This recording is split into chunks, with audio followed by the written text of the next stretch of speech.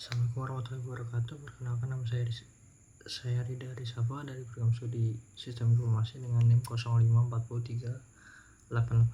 Di sini saya akan menjelaskan tentang proses lahirnya Pancasila dan pelajaran yang bisa diambil dari generasi muda saat ini. Pancasila bukan hanya dasar negara Indonesia, tapi juga hasil perjuangan dan pemikiran para pendiri bangsa yang mengutamakan persatuan dan kepentingan bersama. Yang pertama, proses lahir Pancasila. Proses lahir Pancasila dimulai pada masa sidang BPUPKI atau Badan Penyelidik Usaha-Usaha Persiapan Kemerdekaan Indonesia pada tahun 1945. BPUPKI dibentuk oleh Jepang sebagai langkah persiapan kemerdekaan Indonesia, namun kesempatan tersebut dimanfaatkan oleh para tokoh bangsa untuk merancang dasar-dasar negara yang sesuai dengan kepribadian bangsa Indonesia.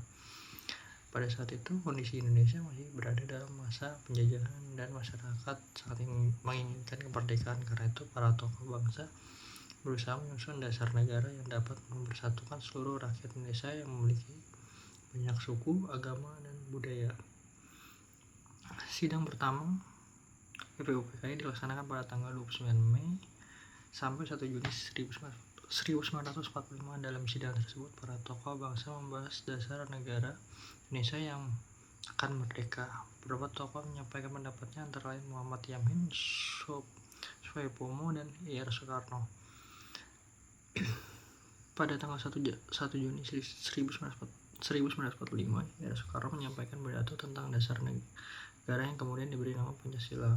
Isi Pancasila yang disampaikan Soekarno meliputi kebangsaan Indonesia, 2 internasionalisme atau peri kemanusiaan, 3 mufakat atau demokrasi, 4 kesejahteraan sosial, yang 5 ketuhanan yang Maha Esa.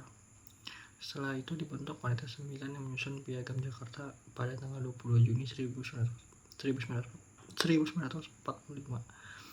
Kemudian pada tanggal 18 Agustus 1945, PPKI mengesahkan Pancasila sebagai dasar negara Indonesia yang tercantum dalam pembukaan UUD 1945. Nilai Pancasila yang tercermin yaitu ada persatuan, kedua musyawarah, toleransi, dan semangat nasionalisme. Untuk refleksi untuk generasi muda, sebagai generasi muda kita harus meneladani semangat para pendiri bangsa di era modern. Sekarang perbedaan pendapat sering menimbulkan konflik, terutama di media sosial. Oleh karena itu, kita perlu menerapkan nilai Pancasila seperti menghargai pendapat orang lain, menjaga persatuan, dan bersikap toleran. Pancasila juga mengajarkan kita untuk bekerjasama, peduli terhadap sesama, dan mencintai tanah air. Jika generasi muda mampu menerapkan nilai-nilai tersebut, maka Indonesia akan menjadi bangsa yang lebih kuat dan harmonis. Kesimpulannya, proses lahirnya Pancasila menunjukkan bahwa kemerdekaan dan dasar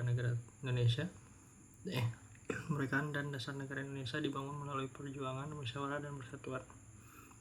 Sebagai generasi muda, kita harus menjaga dan mengamalkan nilai-nilai Pancasila dalam kehidupan sehari-hari. Sekian dari saya, terima kasih. Wassalamualaikum warahmatullahi wabarakatuh.